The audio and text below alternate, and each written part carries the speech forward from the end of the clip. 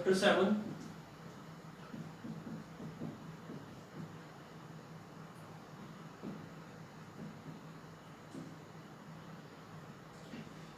Differentiation. तो chapter का नाम है डिफरेंशिएशन। स्टार्ट करने जा रहे हैं चैप्टर 7 डिफरेंशिएशन। तो इस चैप्टर में हमें क्या स्टडी करना है, ये टॉपिक्स हमें स्टडी करने हैं। Differentiation of algebraic functions, differentiation of algebraic functions using algebra of derivative, using algebra of differentiation। फिर इनवर्स फंक्शन का differentiation, inverse functions, inverse trigonometry functions, inverse trigonometry functions का डिफरेंशिएशन। फिर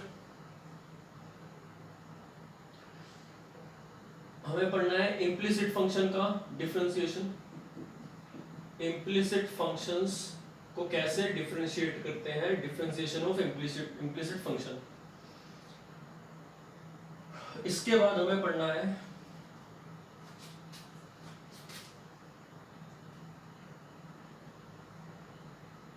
variable to power variable functions का differentiation, variable to power variable functions का differentiation. इसमें differentiation ही पढ़ना पूरे चैप्टर में। How do we differentiate some algebraic functions, basic functions, trigonometry functions. After that how to differentiate trigonometry functions, उसके rule आएंगे। Trigonometry function यहाँ आएंगे, इनवर्स ट्रिग्नोमेट्री यहाँ आ जाएंगे। फिर इसके बाद इम्प्लिसिट फंक्शन होगा, एक्सप्लिसिट फंक्शन तो यहाँ पर कवर हो ही रहे हैं। इम्प्लिसिट फंक्शन का डिफरेंशिएशन कैसे करेंगे, फिर variable to power variable function का डिफरेंशिएशन लॉगरिथम की हेल्प से कैसे करते हैं। और फिर इसके बाद आएगा हमारे पास पैरामीट्रिक फंक्शंस, पैरामीट्रिक फंक्शंस। फिर आएगा differentiation of one function with respect to another function. एक फंक्शन का डेरिवेटिव दूसरे फंक्शन के रिस्पेक्ट में कैसे निकालते हैं। तो differentiation of one function with respect to another function. और फिर इसमें आएगा higher order differentiation, higher order derivative, higher order differentiation. और फिर इसमें आएगा टॉपिक रोल्स थ्योरम। और फिर आएगा Lagrange mean value theorem, Lagrange mean value theorem, LMVT कहते हैं, LMVT, RT, रोल्स थ्योरम। अब इस साल सिलेबस से ये दो टॉपिक हट चुके हैं। जो अब आपके पेपर होंगे उसमें जो CBSE की गाइडलाइन है उसके अकॉर्डिंग ये दो टॉपिक नहीं है, इसके अलावा ये सारा कुछ करना है। NCERT से चैप्टर 5 में 5.8 तक करना है या 9 तक करना है। लास्ट एक्सरसाइज ये रोल और LMVP एक ही एक्सरसाइज है NCERT से, वो नहीं करनी है। एलिमेंट्स की बुक में अगर मैं बात करूं एक्सरसाइज की तो आई थिंक 11 एक्सरसाइज होगी चैप्टर 7 में, 7.1 से लेकर 7.11 तक, जिसमें ये सब टॉपिक्स हैं। इनके ऊपर, इन टॉपिक्स के ऊपर अलग अलग एक्सरसाइज हैं। तो हमारे टोटल मिलाकर ब्रॉडली देखें तो ये टॉपिक कवर है। टोटल 9 टॉपिक्स हैं, 1 2 3 4 5 6 7 8 9। इन टॉपिक्स पर अलग अलग एक्सरसाइज है। तो टोटल एक्सरसाइज है 11, टॉपिक है 9 और 2 जो है वो एक्सरसाइज कम एक्स्ट्रा होगी, तो उसमें बेसिक ही है, कुछ ज़्यादा मुश्किल नहीं है। तो ब्रॉडली हमने कितने पार्ट्स में इस चैप्टर को स्टडी करना है, कितने टॉपिक्स में स्टडी करना है, ये सब टॉपिक स्टडी करने हैं आपको। चलो अब स्टार्ट करते हैं। तो रोल थ्योरम और LMV आपको नहीं करनी हो तो मत करना, करनी हो तो कर लेना, मैं कराऊंगा एक बार, ठीक, as a part of syllabus. बाकी पेपर में नहीं आएगी, लास्ट के जो 2 टॉपिक है। हाँ जी, अब बात करें अगर हम चैप्टर 7 डिफरेंशिएशन की, तो स्टार्ट करते हैं यहाँ से। Let y is equal to fx be a given function. मान लेते हैं y जो है उसको ही हम fx लिख रहे हैं, ये गिवन फंक्शन है। हमने x में एक चेंज करा, x plus del x, let us जैसे y equal to f x, हमारे पास कोई भी फंक्शन है तो उसका ग्राफ भी बनेगा, कोई कर्व बनेगी, लीनियर या नॉन लीनियर कुछ ना कुछ तो ग्राफ बनेगा। मान लो कुछ ऐसा ग्राफ है, जनरली मैंने जनरल ग्राफ लिया y equal to f x का। सपोज के किसी भी पॉइंट को मैं क्या बोलता हूँ x, y, y F x एक ही बात है, हाइट y है और ओरिजिन से लेकर यहाँ तक की जो लेंथ है वो x है। तो ये जो कोऑर्डिनेट है p, ये कोऑर्डिनेट x, y है। तो अब मैंने क्या करा, इस x कोऑर्डिनेट को चेंज करा, इसके अंदर स्मॉल इंक्रीमेंट करी और वो इंक्रीमेंट करी मैंने डेल x की इंक्रीमेंट करी and it's a very small increment. जैसे h होता है ना, ऐसे ही डेल x होता है। h या डेल x एक ही बात है, आप चाहे h यूज कर लो चाहे डेल x यूज कर लो। तो मैं डेल x यूज कर रहा हूँ क्योंकि ये अच्छा बेटर है कि हम इसको डेल x इसलिए यूज कर रहे हैं कि रिप्रेजेंट कर रहे हैं एरर इन x को। डेल x को बोलते हैं एरर इन x, फिजिक्स वाले बच्चे ज्यादा से समझ सकते हैं। डेल x मतलब change in x, error in x। तो कितना इंक्रीज कर रहा हूं मैं इसको, स्मॉल इंक्रीमेंट कर रहा हूं del x, and del x is positive quantity. So x plus del x, तो f के अंदर x में चेंज किया मैंने तो x प्लस डेल x हो गया, ठीक। नाउ y में भी चेंज आएगा, अगर x में डेल x ऐड करूंगा तो y की वैल्यू भी उसके अकॉर्डिंगली चेंज हो जाएगी। तो जो वैल्यू चेंज होगी, तो मान लेते हैं y में चेंज आएगा डेल y का, तो y चेंज होगा और y प्लस डेल y हो जाएगा। तो there exist corresponding increment in y represented by del y due to small increment in x represented by del x। अब इक्वेशन नंबर 1, इक्वेशन नंबर 2, अब 2 में से अगर हम 1 को माइनस कर दें तो हमारा बचेगा del y लेफ्ट साइड से, और राइट साइड से बचेगा f of x plus del x minus का f of x। Now if we divide by del x both sides, since del x is not equal to 0, del x की quantity 0 तो नहीं है, तो divided by del x and applying the limit del y by del x, तो जब x से जब del x हमने चेंज किया, del x जो हमने चेंज किया, तो ये पॉइंट यहाँ कहीं आ गया q पर, और q के कोऑर्डिनेट हो गए x प्लस del x, और y में जो चेंज आया वो आया y प्लस del y। और ये चैप्टर में दोबारा बात बताऊंगा एप्लीकेशन ऑफ डेरिवेटिव में, तो अभी भी समझ लो वैसे तो ये पॉइंट Q आ गया जो P का नेबरहुड पॉइंट है। अब Q पॉइंट P पर टेंड कब करेगा, जब हमारा del x 0 को टेंड करेगा, और del x 0 को टेंड करेगा, अप्रोच करेगा, तो जो del y है वो भी 0 को ही अप्रोच करेगा। तो बेसिकली ये 0 by 0 क्वांटिटी बनेगी अप्रोचिंग में, और लिमिट मैं क्या अप्लाई कर रहा हूँ, del x टेंड्स टू 0, और यहाँ से भी limit del x tends to 0, f of x plus del x minus में fx divided by del x। और आपको पता है कि जो del y by del x है, जब इस पे लिमिट अप्लाई करते हैं तो जो del y over del x है, ये चीज क्या होती है, ये होता है एग्जैक्ट एरर, ये होता है एग्जैक्ट एरर। जो del y है वो एग्जैक्ट एरर है, del x भी एग्जैक्ट एरर है, तो ये रेशो है, it is the ratio of exact error. और जब मैं लिमिट लगा लूंगा तो अप्रोक्सीमेट एरर आएगा। अब ये वाली जो रेशो आएगी ये dy by dx में आ जाएगा। ध्यान रखना del x और dx में क्या फर्क है, del y और dy में क्या फर्क है। del y होता है एग्जैक्ट चेंज होता है, और जो dy होता है वो अप्रोक्सीमेट चेंज होता है। ये जो चेंज होता है ये क्योंकि इसमें लिमिट लगा ली मैंने, तो ये अप्रोक्स चेंज होता है। सिमिलरली ये एग्जैक्ट होता है और ये अप्रोक्स होता है, बट del x और dx ना एक्चुअल में ये इक्वल होते हैं। वो आपको ग्राफिकली समझाऊंगा आगे वाले चैप्टर में, ये वाली बात बता दूंगा। तो अभी तो फिलहाल ये एग्जैक्ट है और ये अप्रोक्स है। However in this case exact and approx are equal del x में, लेकिन del y में नहीं होता ऐसा।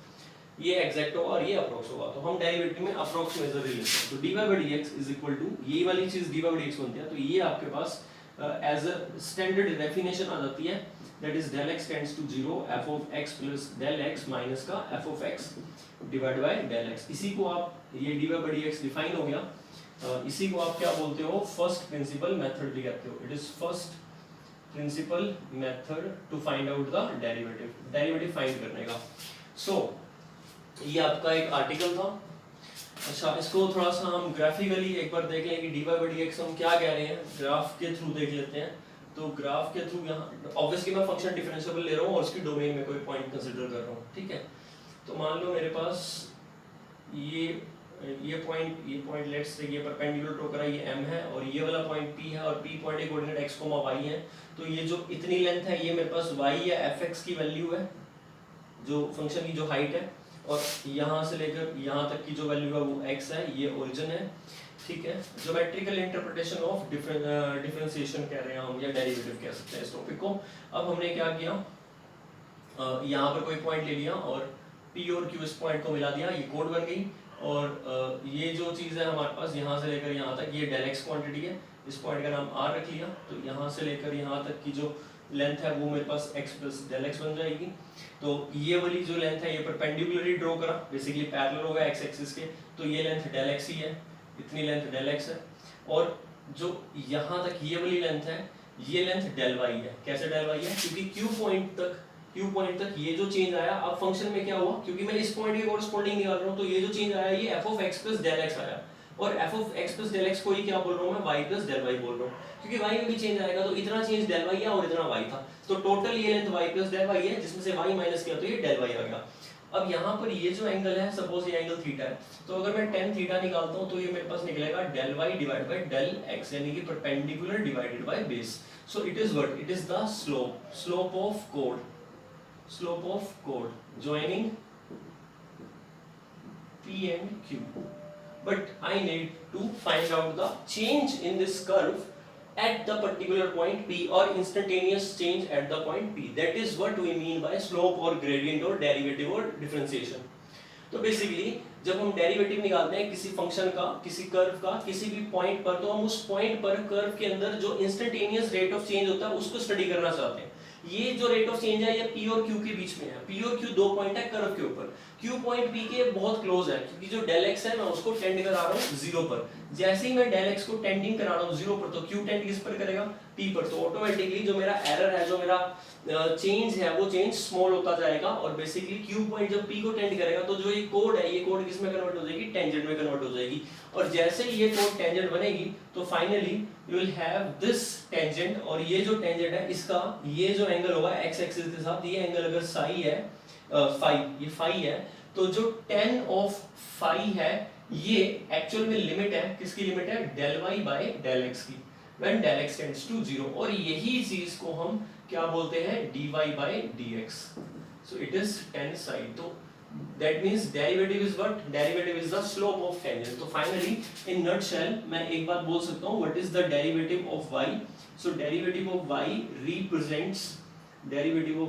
represents slope of tangent of y is equal to fx function at some point x, that is in domain of the function, and that at that point the function should be differentiable। left hand derivative is equal to right hand derivative। so basically जो tangent line है उसका inclination x axis जो बनेगा उसका tan अगर हम लेते हैं वही dy by dx।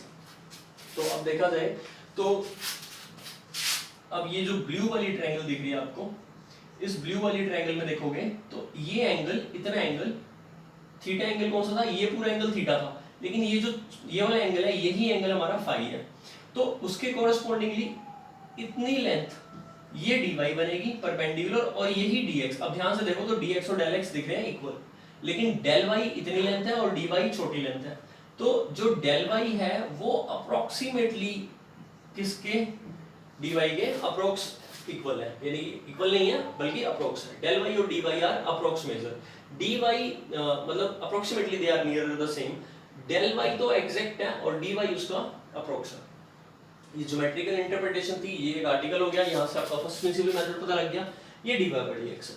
ये तो हो गया थ्योरेटिकल कांसेप्ट। समझ में आया तो बहुत अच्छी बात है, नहीं आया तो देखो आप इसको दोबारा देख लेना, रिवाइंड करके इसको दोबारा देखो, वीडियो को समझ में आना चाहिए। बाकी 11th क्लास में भी इसको एक्सप्लेन किया था मैंने।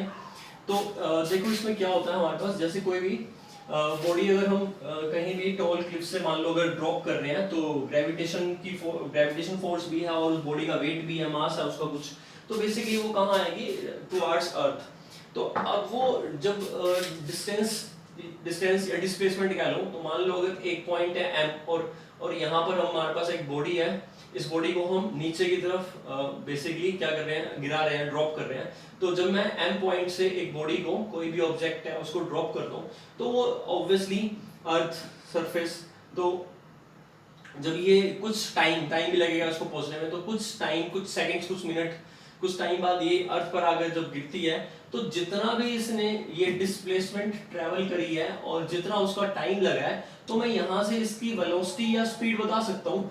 कैसे बताऊंगा? मुझे पता है कि जो स्पीड है वो डिस्प्लेसमेंट बाय में टाइम होनी चाहिए, यही होगी ऑब्वियसली। जो जितना, अब मान लो उसने डिस्प्लेसमेंट ट्रेवल किया 20 मीटर का और टाइम लगा इसको 4 सेकंड, तो इसका मतलब 1 सेकंड में इसने कितना किया? 5 मीटर पर सेकंड। ये इसका वेलोसिटी आ गया कि 5 मीटर और 1 सेकंड में ये ट्रैवल कर रही है, ठीक है। मतलब 1 सेकंड में 5 मीटर ट्रैवल कर रही है। लेकिन इसका मतलब ये तो नहीं होगा कि पहले सेकंड में 1 सेकंड में इसने जो है वो 5 मीटर किया, फिर दूसरे सेकंड में इसने 5 मीटर और किया, फिर तीसरे सेकंड में 5 मीटर और किया, और फोर्थ सेकंड में इसने 5 और किया, और 4 सेकंड हो गए और 20 मीटर इतना डिस्टेंस था, तो ये बॉडी यहाँ पर आ गई। ऐसा नहीं हुआ होगा रियलिटी में। अगर मैं एक्चुअलिटी में देखूं तो क्योंकि क्या हुआ होगा, जब बॉडी को ड्रॉप किया होगा तो स्टार्टिंग में वो धीरे से गई होगी और बाद में वो जितना वो अर्थ के पास होगी उतनी उसकी वेलोसिटी बढ़ेगी। रीजन ग्रेविटेशनल फोर्स भी है और बॉडी का जो मास है वो जितनी नीचे आएगी उतना हैवी हो जाएगा। बेसिकली कहने का मतलब ये है मेरा कि यहाँ पर जो रेट ऑफ चेंज है ना वो कांस्टेंट नहीं है। जो रेट ऑफ चेंज है बॉडी का वो कांस्टेंट नहीं है। ये डिफरेंट स्पीड्स पर, डिफरेंट वेलोसिटी पर, हर एक पॉइंट पर इसकी वेलोसिटी चेंज होगी और जितना यहाँ पर होगी उतनी वेलोसिटी फास्टर होगी इसकी। जैसे हो सकता है कि 2 सेकंड में इसने ट्रैवल किया हो सिर्फ 8 मीटर और फिर अगले 2 सेकंड में कितना ट्रैवल कर लिया हो 12 मीटर, ठीक है। इट इज पॉसिबल, वो डिपेंड करता है। वैसे आपको बता दूं फिजिकल एक्सपेरिमेंट बताते हैं कि 4.9 फंक्शन होता है 4.9 t² s, यानी कि वेलोसिटी यानी कि displacement, s represents displacement, displacement covered by a body object, ठीक है, 40 time is given by this formula 4.9 t²। तो अगर मैं इसका डिफरेंशिएशन करता हूं ds/dt which is the derivative of velocity with respect to time, derivative of displacement, sorry derivative of displacement with respect to time, यही velocity दिखाता है। तो ये पता होना चाहिए वेलोसिटी क्या होता है। वेलोसिटी होता है जो स्पीड कह लो या वेलोसिटी कह लो, क्योंकि डायरेक्शन डिफाइन करके है तो मैं वेलोसिटी बोलता हूं, ठीक है। तो velocity is the first derivative of displacement with respect to time. Displacement का derivative with respect to time जो होता है वही वेलोसिटी होता है और ये इसका 9.8 t आएगा। अब t की वैल्यू 1 होगी तो हमारे पास 9.8 आएगा, 2 होगी या 0 होगी तो उसके अकॉर्डिंग वैल्यू निकलेगी। तो यहाँ पर अगर 1 सेकंड की बात करूं तो 4.9 ट्रैवल होगा, 2 सेकंड की बात करूं तो 4.9 into 4 यानी कि 19.6। दूसरे सेकंड में कितना ज्यादा ट्रैवल हुआ? 5 सेकंड में और ज्यादा, क्योंकि इसमें कैसा फंक्शन बनेगा, ऐसा y = x², पैराबोलिक फंक्शन बनेगा, ठीक है। यहाँ पर k ही तो है, 4.9 k का काम कर रहा है, तो बेसिकली उसके अंदर क्या चेंज आएगा। जब मान लो अगर y = x² का ग्राफ ऐसा बन रहा है तो y = 2x² का ग्राफ ऐसा बनेगा, 2x का ग्राफ ऐसा बनेगा, उसकी स्पीड बढ़ जाएगी, बस यही होगा ना। तो 4.9 और ज्यादा स्पीड बढ़ जाएगी, ऐसे चला जाएगा और क्या होगा। तो बेसिकली बनेगा तो एक पैराबोला ही, और पैराबोला के हर एक पॉइंट पर उसका रेट ऑफ चेंज अलग होता है। यही हम डिफरेंशिएशन में सीख रहे हैं, ठीक है। तो हम यहाँ पर ये देखना चाहते हैं कि इस बॉडी को जब हम गिराएं तो जब हमारा टाइम एग्जैक्टली 2.3 सेकंड हो, एग्जैक्टली मतलब ऐसे तो इंस्टेंटेनियस वर्ड यूज करते हैं, तो जब 2.3 सेकंड होगा, इंस्टेंटेनियस 2.3 सेकंड पर इसका वेलोसिटी क्या था वो हमें निकालना है। तो हम इसको डिफरेंशिएशन करेंगे और we will find out the rate of change in the function y with respect to x। अब यहाँ पर y और x क्या होंगे, देखो x क्या हो जाएगा हमारा टाइम और y क्या हो जाएगा हमारे पास डिस्प्लेसमेंट। तो displacement as a function of time हमें वो पैरामीटर लेकर एक फंक्शन बनाना पड़ेगा और फिर डिफरेंशिएशन की हेल्प से हम उसको सॉल्व आउट कर सकते हैं। तो प्रैक्टिकल प्रॉब्लम्स को भी डिफरेंशिएशन की हेल्प से हम डील कर सकते हैं और फिजिक्स में यही यूज होता है। और वेलोसिटी का अगर हम डिफरेंशिएशन करते हैं तो एक्सेलरेशन को रिप्रेजेंट करता है। तो डिस्प्लेसमेंट का सेकंड डेरिवेटिव एक्सेलरेशन होता है, second derivative. Higher order derivative हम सब बात सीखेंगे। तो बेसिकली अगर मैं मैथमेटिकल टर्म्स में बात करूं तो मेरे पास कोई पॉइंट है ना, अगर x, y यानी कि फिजिक्स का पार्टिकल, मैथ का पॉइंट एक ही बात है। तो अगर मेरे पास कोई पॉइंट P है ना, इस पॉइंट P का मूव होना, ये पॉइंट कहीं भी जा सकता है ना, ऐसे या ये कहीं भी कोई भी फंक्शन की फॉर्म में जा सकता है। तो ऐसा हो सकता है कि किसी पॉइंट पर इस फंक्शन का डिफरेंशिएशन एग्जिस्ट ना करे, वहां पर वो डिफरेंशिएबल नहीं है, और जहां एग्जिस्ट कर रहा है तो वहां पर उसकी वैल्यू अलग-अलग हो सकती है। जैसे इससे लेकर इसके बीच में ये एक स्ट्रेट लाइन है तो इसके हर एक पॉइंट पर इसका जो डेरिवेटिव है वो सेम होगा, because it's a straight line, linear है तो हर एक पॉइंट पर इसका डेरिवेटिव सेम होगा। लेकिन अब ये देखो, इससे लेकर यहां तक इसके हर एक पॉइंट पर इसकी टेंजेंट अलग-अलग आएगी। यहां पर टेंजेंट एक ही बनेगी हर एक पॉइंट पर, लेकिन यहां पर टेंजेंट अलग-अलग बनेगी। तो इस टेंजेंट का रेट ऑफ चेंज 0 होगा पैरेलल टू x एक्सिस, इसका अलग होगा। इसका रेट ऑफ चेंज क्या होगा, x एक्सिस के साथ एंगल बना रहा है ऑब्ट्यूज, तो इसका रेट ऑफ चेंज नेगेटिव में आएगा। इसका rate of change acute angle बना रहा है तो इसका रेट ऑफ चेंज पॉजिटिव आएगा। तो बेसिकली कर्व के हर एक पॉइंट पर इसका रेट ऑफ चेंज अलग है। रेट ऑफ चेंज का मतलब y में रेट ऑफ चेंज देखना चाह रहा हूं मैं। y का रेट ऑफ चेंज क्या होता है, डेल y होता है, और किसके रिस्पेक्ट में x के, तो डेल x यानी कि change in y by change in x तो स्लोप ही होता है, हाँ तो डेरिवेटिव स्लोप ही होता है, लेकिन क्योंकि इंस्टेंटेनियस एक पॉइंट पर देखते हैं इसलिए हम उस पर लिमिट लगा देते हैं। तो इसका मतलब डेरिवेटिव की दूसरी डेफिनेशन ये होती है, derivative is the limit of the ratio of the change in y with respect to change in x। Per unit change in x से जो rate of change in y होता है वही उसका डिफरेंशिएशन होता है, ठीक है। चलो अब ये तो होगी सारी बातें थ्योरेटिकल। अब हमें करना क्या है क्वेश्चन इस चैप्टर में, तो बेसिकली हमें डेरिवेटिव निकालना है। तो पहले तो ना एक वर्ड यूज करते हैं हम, डिफरेंशिएशन, ठीक है। तो पहले तो बच्चे को दिक्कत है इस, मतलब मेरे को लगता है कि बच्चे को ये वाली बात तो समझनी चाहिए, डिफरेंशिएशन का मतलब क्या होता है। डिफरेंशिएशन, डेरिवेटिव और डिफरेंशिएशन सेम नहीं है। डिफरेंशिएशन का मतलब होता है it's a process to find out. Process किस लिए करते हैं हम, कुछ फाइंड करने के लिए ना, to find dy by dx, कहां से, फ्रॉम y। इसका मतलब y हमें गिवन होगा, और y कौन है, फंक्शन। बेसिकली जो गिवन है उसको y कह लो, या आप y ऑफ x लिख लो, या इसको f ऑफ x लिख लो, ठीक है। अब ये जो y फंक्शन गिवन है, यहां पर मैं कैसे लेकर चलो, एक्सप्लिसिट का example, y is equal to x square plus 1, y is equal to x by x plus 1, y is equal to x की power x, y is equal to 10x, y is equal to x की power 10x, y is equal to log x plus x square plus e की power x plus a की power 10x sin x cos x, inverse function, logarithm, जितने भी दुनिया भर के function है, y in terms of x express हुआ है। वेरिएबल की बार वेरिएबल भी हो सकता है, ट्रिग्नोमेट्रिक भी हो सकता है, अलजेब्रिक भी हो सकता है, रैशनल भी हो सकता है, it can be anything. Basically y या yx लिखो या fx लिखो, जो भी रूल होगा, जो भी फंक्शन होगा, कुछ ना कुछ तो होगा ही, ठीक है। ये तो मैंने कुछ एग्जांपल दिया, ऐसा कोई भी फंक्शन हो सकता है। तो मान लेते हैं y हमें कोई गिवन फंक्शन है जिसको हम y fx या yx किसी भी फॉर्म में एक्सप्रेस कर रहे हैं, ठीक है। यहाँ पर हमारा इंडिपेंडेंट वेरिएबल x है और डिपेंडेंट वेरिएबल y। y किस पर डिपेंड कर रहा है, x पर। y dependent variable and x is independent variable. हमें क्या निकालना है, dy by dx। dy by dx का क्या मतलब है, dy by dx का मतलब है डेरिवेटिव, इसको हम बोलते हैं, रीड करते हैं ऐसे, derivative of function y, derivative of function y, wrt मतलब with respect to x। x is what, independent variable, y is what, dependent variable। derivative means rate of change or basically change। so change, instantaneous change in the function y with respect to change in the function x, value x। so this is derivative of y with respect to x। इसको हम कैसे पढ़ते हैं, dy by dx। तो हमें क्या दिया होता है, y। y क्या चीज होती है हमारे पास, इनपुट गिवन रहता है, और dy by dx क्या होता है हमारा आउटपुट, जो हमें क्वेश्चन में निकालना होता है। और निकालने का जो प्रोसेस है, उस प्रोसेस को क्या बोला जाता है, differentiation. So basically differentiation is what, it's a process to find out dy by dx from input y।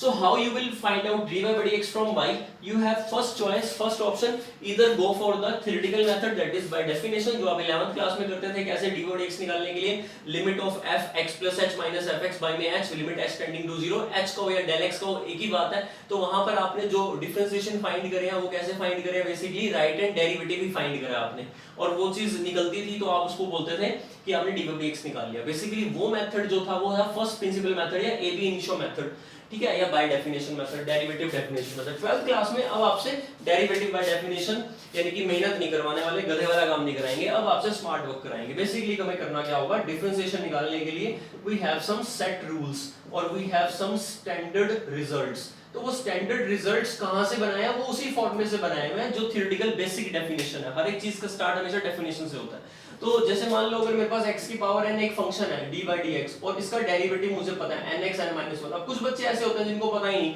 ये कहां से आया, बेटा ये वहां से आया जब limit f of x plus h minus fx by h limit h tending to 0, और वो फॉर्मूले का ज्योमेट्रिकल इंटरप्रिटेशन समझ लिया, डेफिनेशन से समझ लिया उसको, तो मैं इस फॉर्मूले को प्रूव कर सकता हूं ये फॉर्मूला कैसे निकला, ये हमारा निकला है डेरिवेटिव बाय डेफिनेशन से, उस फॉर्मूले से निकला है।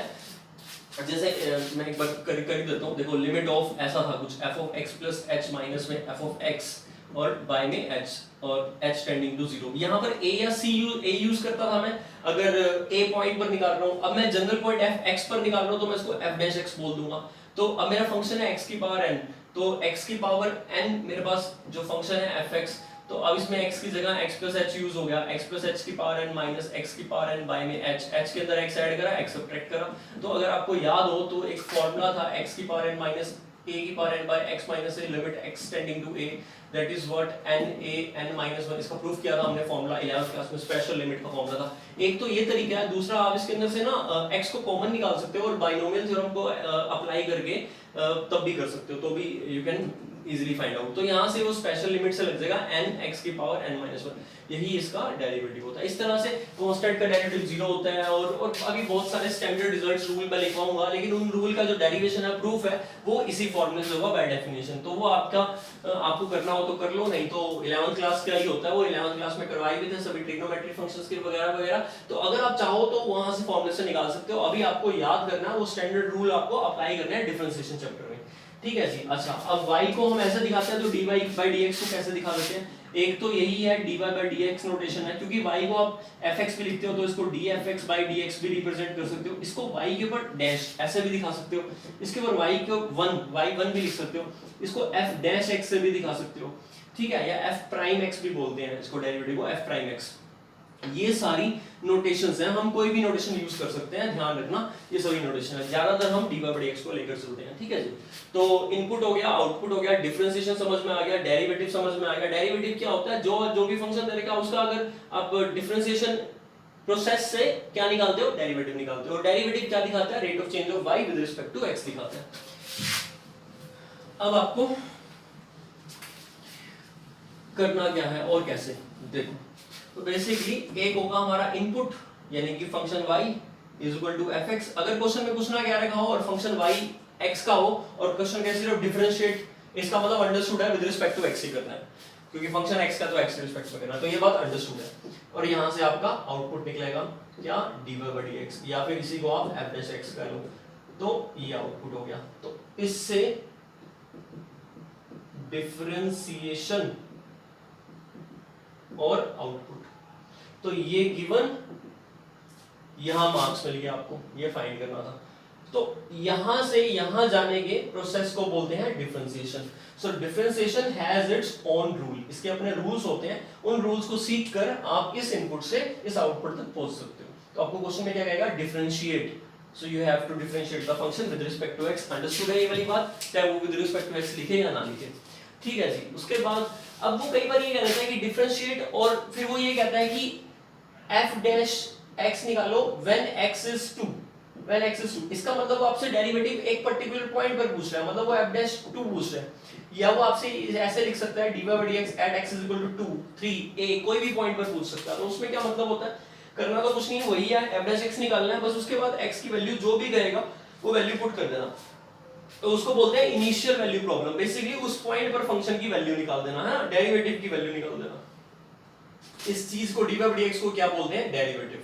इसी चीज को डेरिवेटिव बोलते हैं। इसका एक और नाम भी होता है, इसका एक और नाम ये होता है, इट इज डिफरेंशियल कोफिशिएंट। इसको हम क्या बोलते हैं? Differential coefficient. It is differential coefficient of y with respect to x, या इन शॉर्ट डिफरेंशियल कोफिशिएंट, ठीक है। Differential coefficient of y with respect to x, ठीक है। dy और dx डिफरेंशियल्स हैं, dx is differential of x and dy is differential of y।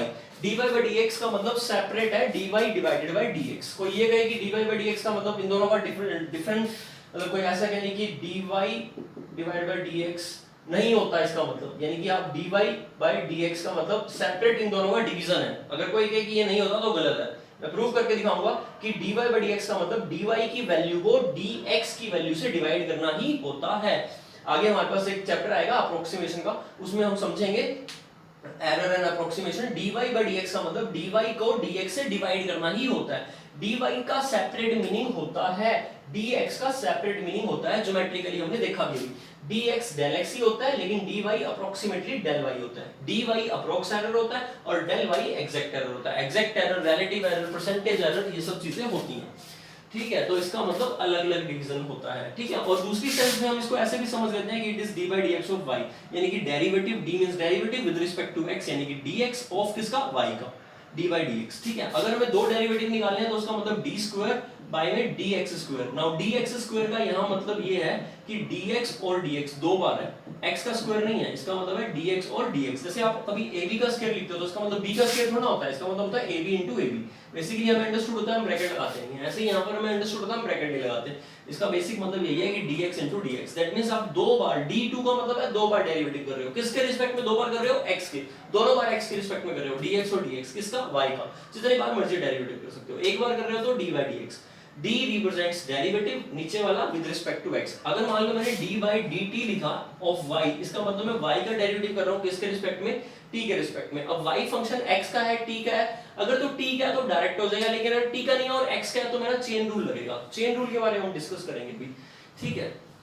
तो input से output निकालने के प्रोसेस को डिफरेंशिएशन कहते हैं, ठीक है। और आउटपुट हमारा डेरिवेटिव है, differential coefficient of y with respect to x है, rate of change of y with respect to x है, इसको ग्रेडियंट भी कहते हैं, ठीक है। ये सब थ्योरेटिकल बात होगी। अच्छा, अब इंटीग्रेशन में आप क्या पढ़ोगे, इंटीग्रेशन में आपको ये चीज जो इनपुट है वो, जो आउटपुट है वो बन जाएगा इनपुट, और ये चीज जो गिवन थी ये वाली चीज बन जाएगी आउटपुट। तो यहां से यहां आने के प्रोसेस को बोलते हैं इंटीग्रेशन, ठीक है। तो basically integration is the reverse process of differentiation. तो वहां हमें डेरिवेटिव ऑफ द फंक्शन से फंक्शन ओरिजिनल फंक्शन में पहुंचना होता है, यहां फंक्शन से डेरिवेटिव पर पहुंचना होता है। तो अभी हम इस लेक्चर में करने वाले हैं स्टैंडर्ड रूल्स। नोटेशंस हमने देख ली है, तो अब हम स्टैंडर्ड रूल्स या रिजल्ट्स बेसिकली कह सकते हैं इसको, ये हम स्टडी करेंगे, ठीक है। तो सबसे पहली बात तो फर्स्ट तो नोटेशन। तो नोटेशन हमने देख लिया है, किसी फंक्शन को हम कैसे दिखाएंगे, y is equal to fx से, if y is equal to fx then y dash is y1 is equal to f dash x is equal to y dash is equal to dy by dx, it all means the same thing, or df by dx it means the same thing, and this is called the differential coefficient लिख लो या derivative लिख लो, आपकी मर्जी, is the derivative of y और with respect to x। और इस process को, इस y से dy by dx निकालने के प्रोसेस को बोलते हैं डिफरेंशिएशन, जो इस चैप्टर का नाम है। तो ये चैप्टर आपको क्या सिखाता है कि how we find out the derivative of the function, मतलब अलग-अलग तरह के फंक्शन अगर दे रखे हो और आपको उनका डिफरेंशिएशन, आपको उनका डेरिवेटिव निकालना हो, तो जो रूल्स आप अप्लाई करोगे या कैसे आप वो डेरिवेटिव फाइंड आउट करोगे, दैट इज डिफरेंशिएशन। तो डिफरेंशिएशन वो कंप्लीट सेट और कंप्लीट कलेक्शंस है उन सब मेथड्स की, टेक्निक्स की, उन सब तरीकों की जिनसे आप किसी फंक्शन से उसके डेरिवेटिव पर पहुंचते हो, ठीक। तो ये आपका derivative of y with respect to x notation होगी। दूसरी बात, अब मैं यहाँ पर क्या यूज करने वाला हूँ, मैं यहाँ पर ये वाली नोटेशन ज्यादातर यूज करूंगा, d by dx of y। अब मैं y फंक्शन अलग-अलग लेता हूँ, उनके डेरिवेटिव के स्टैंडर्ड रूल बताता हूँ। जैसे कि सेकंड पॉइंट, तो मैं अब बताने जा रहा हूँ पावर रूल। तो पहला इसमें पावर रूल अप्लाई करेंगे हम, d by dx of x की पावर n, ठीक। तो फंक्शन जो है यही y है, y इज इक्वल टू क्या हमारा x की पावर n, तो मैंने यहाँ पर y इक्वल टू x की पावर n रख दिया और मैं इसका डेरिवेटिव बता रहा हूँ, ठीक है। मतलब अगर आपको y is equal to x cube दे रखा हो तो आप dy by dx कैसे निकालोगे, जो रूल बता रहा हूँ उस रूल से। रूल क्या है हमारा, अभी बता रहा हूँ, रूल है n x की पावर n माइनस 1। अब ये रूल कब लगता है, जब n क्या हो, रियल नंबर, मतलब सभी रियल नंबर के लिए लग जाएगा, चाहे n जीरो हो, नेगेटिव हो, पॉजिटिव हो, फ्रैक्शन हो, रूट हो, व्हाटएवर, रियल नंबर होना चाहिए। तो x की पावर 3 का डेरिवेटिव 3 आगे आ गया, x की पावर 2 होगी, ये निकल गया हमारा y का derivative with respect to x। कैसे लिखेंगे, dy by dx, y1 से f dash x से किसे भी लिख सकते हो, ठीक। तो basically n belong to real number, understood है ये वाली बात। तो ये हमारा हो गया पावर रूल, ठीक है। थर्ड फॉर्मूला, तो अभी जितना सिखाया उतना ही। अगर मान लो अभी आपके पास क्वेश्चन आ गया d by dx of y की power n, then you have no answer. अभी तो मैंने नहीं सिखाया ना, चेन रूल लगेगा इसमें, अभी नहीं सिखाया मैंने आपको। अभी तो मैंने ये सिखाया है कि नीचे x है तो यहाँ x। हाँ, अब ये बात मैं नहीं सिखा रहा, ये अंडरस्टूड होना चाहिए। मान लो आपके पास d by dy of y की पावर n आ गया, तो आपको समझना चाहिए कि it is nothing but change of dress. Dress ही तो चेंज करी है मैंने इसकी, यहाँ पर y आ गया ना इंडिपेंडेंट वेरिएबल, तो इस बार ये फंक्शन ऑफ y है which is f of y, जिसको मैं x भी लिख सकता हूँ। तो y की पावर n ये मेरा जो है x है, बेसिकली y की पावर n का डेरिवेटिव n आगे y की पावर n माइनस 1, क्योंकि मैं विद रिस्पेक्ट टू y निकाल रहा हूँ तो मेरे पास रूल वही रहेगा। अगर t की पावर n का विद रिस्पेक्ट टू t निकालोगे तो nt n माइनस 1, ठीक। वेरिएबल के चेंज होने से, डमी वेरिएबल के चेंज होने से रूल पे फर्क नहीं पड़ेगा, रूल वही रहेगा, ठीक है। वो बस आप किसी ना किसी कोड में तो लिखोगे ना, जैसे a प्लस बी का होल स्क्वायर होता है तो a प्लस बी के होल स्क्वायर से याद करो या x प्लस वाई के होल स्क्वायर से याद करो। कर तो यही याद रहे हो कि पहले का स्क्वायर प्लस दूसरे का स्क्वायर प्लस 2 गुना फर्स्ट इंटू सेकंड, वही तो बात कर रहे हो। यहाँ पर पावर आगे आती है और एक पावर कम होती है, लेकिन ये जरूर ध्यान रखना पहला x जो है वो वेरिएबल और n जो है वो क्या होना चाहिए, कांस्टेंट। मान लो अगर पूछना x की पावर y का डेरिवेटिव, अब आप ये नहीं कहोगे कि y x की पावर y माइनस 1, ये गलत हो गया क्योंकि यहाँ पर y वेरिएबल, मैंने आपको सिखाया है x की पावर 7 का, हाँ ये आप लिख सकते हो। मैंने आपको सिखाया है x की पावर 1/2 का, ये आप लिख सकते हो 1/2 x की पावर 1/2 माइनस 1, आप इस टाइप से इतना कर सकते हो। अच्छा अब यहाँ से देखना, ये x पावर 1/2 रूट x हुआ और इसका क्या बना 1/2 x की power minus 1/2, x power minus 1/2 का मतलब 1/2 x की पावर 1/2, यानी कि आपने ध्यान से नोटिस किया तो इस बात को ना याद ही कर लो, ये बहुत यूज होता है बार बार। रूट x का डेरिवेटिव बार बार क्या, अब इतना सारा प्रोसेस में बार बार नहीं करूंगा, रूट x का डेरिवेटिव क्या होता है 1/2 रूट x, ठीक है। अच्छा ऐसे ही ना d/dx ऑफ 1/x, जो 1/x है इसका डेरिवेटिव होता है -1/x²। कैसे, ये x की पावर -1 है तो आप -1 आगे लेकर आओगे, x की पावर -2 हो जाएगी तो -1/x² हो जाएगा। नाउ चलिए आगे देखते हैं थर्ड रूल। तो थर्ड रूल है किसी भी कांस्टेंट का d/dx ऑफ कांस्टेंट, ये सब 11th क्लास का रिकॉल करा रहा हूं, कांस्टेंट का डेरिवेटिव 0, ठीक। फोर्थ, अगर मेरे पास d/dx of ax plus b की पावर n आ जाए तो इसका डेरिवेटिव n आगे ax प्लस b की पावर n-1 और फिर फंक्शन ax प्लस b का डेरिवेटिव a, ठीक, और b का 0, तो ये आ जाएगा। फिफ्थ, अभी मैं फोर्थ को और इलेबोरेट कर रहा हूं, c इंटू एक्स की पावर n, x की पावर n भी क्यों कह रहा हूं, fx ही कह देता हूं, c इंटू fx का डेरिवेटिव, c आगे बेसिकली इसको यहां नहीं लिखवाना चाहिए, इसको यहां लिखवाना चाहिए, ठीक है। फोर्थ को भी हम पेंडिंग रख रहे हैं, इसको प्रूफ करके दिखाता हूं, बाकी तो आप खुद भी कर सकते हो, ये भी हो जाएगा, बट इसमें थोड़ा सा एक पॉइंट है वहां एक क्यों आया समझाऊंगा। Fifth, d/dx of sin x, trigonometry derivative, cos x d/, आपको नोट करने हैं सारे, cos x का डेरिवेटिव होता है माइनस का sin x, ट्रिग्नोमेट्री डेरिवेटिव, फिर d/dx ऑफ tan x, ये होता है secant square x, और d/dx ऑफ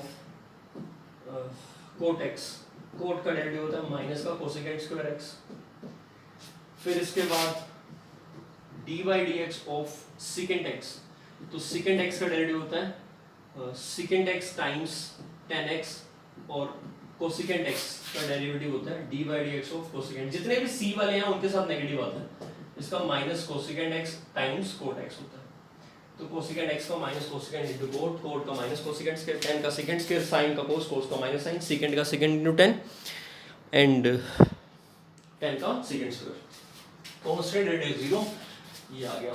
इसके बाद हम करते हैं 11th यहाँ लिख रहा हूँ मैं, d/dx ऑफ e की पावर x, e की पावर x का डेरिवेटिव e की पावर x होता है, ठीक, d/dx ऑफ a की पावर x, e की पावर x का डेरिवेटिव अगर e की पावर x क्यों होता है ये आपको पूछना है, तो e जो होता है ना, ध्यान रखो e जो होता है वो 1 + 1/n की पावर n होता है, और limit n tending to infinity होता है, और ये 2.71828 अप्रोक्सीमेटली एंड सो ऑन होता है, तो इरेशनल नंबर होता है, तो अप्रोक्सीमेटली हम इसको यही लेते हैं यूलर्स नंबर, ठीक है। ये इसकी डेफिनेशन होती है, दिस इज द डेफिनेशन। तो एक और भी होता है इसी के अंदर, it is also equal to limit n tending to 0 और 1 + n की पावर 1/n, ये भी e होता है, तो e ये होता है। अगर e की पावर x अप्लाई करूंगा तो यहाँ x आएगा, तो यहाँ भी x आएगा, और अब आप इसको बाइनोमियल थ्योरम अगर आती हो आपको, बाइनोमियल थ्योरम जो होती है हमारे पास वो ये होती है 1 + x की power n, it is 1 + nx + n(n-1), physics वाले बच्चों को आनी चाहिए, वैसे आती होगी, और वैसे कोई दिक्कत नहीं है, 11th क्लास में सीखा था बाइनोमियल थ्योरम से एक्सपेंशन करना, 1 + x की पावर n, पहले 1 फिर nx, n(n-1/2) x², n(n-1), n-2 और डिवाइड बाय 3 फैक्टोरियल 6 और x³ एंड सो ऑन, ठीक है। ये इनफाइनाइट टर्म्स तक चलता है, क्योंकि मैं यहाँ पर n जो है ना, ये कोई भी रैशनल नंबर ले रहा हूँ, नेगेटिव पॉजिटिव कुछ भी, तो उसमें ये रूल डिफाइन है, ठीक है, लेकिन उसमें n फैक्टोरियल डिफाइन है, इसलिए n(n-1) कर लिया सीधा ही, ठीक है, n से 2 वगैरह नहीं करा हमने, क्योंकि वो फिर आएगा नहीं। अब इस ये फॉर्मूला, लेकिन ये फॉर्मूला तब वैलिड है जब mod of x < 1 हो, मतलब जैसे ज्योमेट्रिक प्रोग्रेशन में सम ऑफ इनफिनिटी टर्म्स तब वैलिड होता है जब r -1 से 1 के बीच में हो, तभी वो चीज मीनिंगफुल बनती है। तो x माइनस 1 से 1 के बीच में होगा तो ये फॉर्मूला ट्रू है, ठीक है। इस फॉर्मूले से बहुत सारी इंपॉर्टेंट एक्सपेंशन मिलती है। इनफाइनाइट सीरीज का चैप्टर होता है आईआईटी के अंदर, वहां भी इस फॉर्मूले का यूज करके हम बहुत सारी एक्सपेंशन निकालते हैं। फिजिक्स में भी यूज करते हैं और हम कहते हैं कि 2 टर्म्स 3 टर्म्स तक लेकर बाकी सब, क्योंकि वैल्यू बहुत छोटी हो जाती है, x is very small quantity, तो आगे वाली वैल्यूज को निग्लेक्ट करके हम वहीं तक उसकी अप्रोक्सीमेट वैल्यू ले लेते हैं, ठीक है। तो ये फॉर्मूला बहुत यूजफुल है।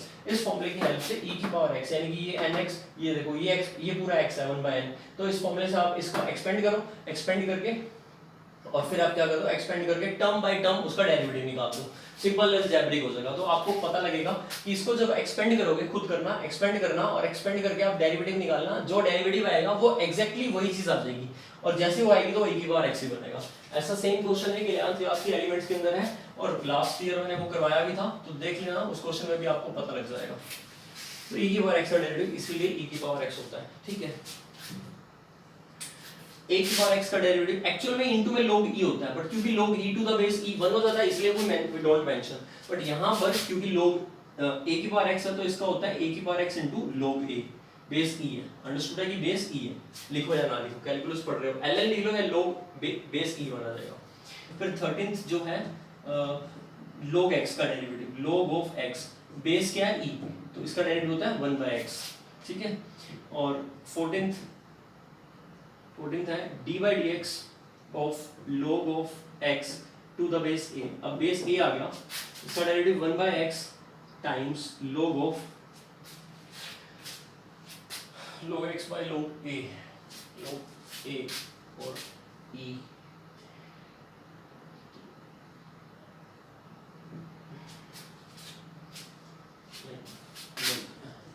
इसका क्या होगा log e to the base a, ठीक है। तो 1/x log e to the base a, या फिर अगर आपसे ये याद नहीं हो रहा तो बेसिकली ऐसे कर लो 1/x और नीचे ही आएगा log a, ठीक है। इसमें log a मल्टीप्लाइड में आता है, उसमें log a डिवाइड में आता है, वैसे याद कर लो चाहे कोई प्रॉब्लम नहीं है। ये आपको पता ही है ना, ये चीज और ये चीज इक्वल होती है, बेस शिफ्टिंग फॉर्मूला, ठीक है। तो ये हमारे पास लॉगरिथम डिफरेंशिएशन हो गया, दो फंक्शन, दो एक्सपोनेंशियल हो गए, कांस्टेंट हो गया, अलजेब्रिक फंक्शन हो गए दोनों, फिर इसके बाद ट्रिग्नोमेट्रिक फंक्शन हो गए, इनवर्स ट्रिग्नोमेट्री का भी लिखवाता हूं, ठीक है। तो एक तरह से ना आप ध्यान रख सकते हो फंक्शंस को आइलेट के हिसाब से, आइलेट, इनवर्स ट्रिग्नोमेट्री अभी लिखवा रहा हूं, लॉगरिथम हो गए, अलजेब्रिक हो गए, ट्रिग्नोमेट्री हो गए, एक्सपोनेंशियल हो गए, ठीक है। इनवर्स ट्रिग्नोमेट्री अभी लिखवा रहा हूं, ठीक है। इसके बाद पीस वाइज फंक्शन की अगर मैं बात करूं, ऐसा नहीं होता कि मोड x का डेरिवेटिव, वैसे तो होता है मोड x का डेरिवेटिव, ये होता है x बाय में मोड x का derivative x by mod x provided x is not equal to 0, ठीक है। लेकिन ये ऐसा इतना आपका यूज नहीं होएगा। और मान लो अगर ग्रेटेस्ट इंटीजर या स्मॉलेस्ट इंटीजर या फ्रैक्शनल पार्ट का डेरिवेटिव निकालने के लिए आ जाए, ठीक है, तो या मॉडुलस का डेरिवेटिव निकालने के लिए आ जाए, तो फर्स्ट तरीका क्या है, आपको कोई रूल ध्यान नहीं रखना, कोई स्पेशल फॉर्मूला ध्यान नहीं रखना, you have to redefine the function, function को रीडिफाइन करेंगे, रीडिफाइन करके हम देखेंगे कि उसका डेरिवेटिव निकल रहा है या नहीं निकल रहा, दैट्स इट। पहले तो ये 14th फॉर्मूला नोट करो, फिर 15th लिखते हैं, तो ये 1 से 14 फॉर्मूले नोट कर लो।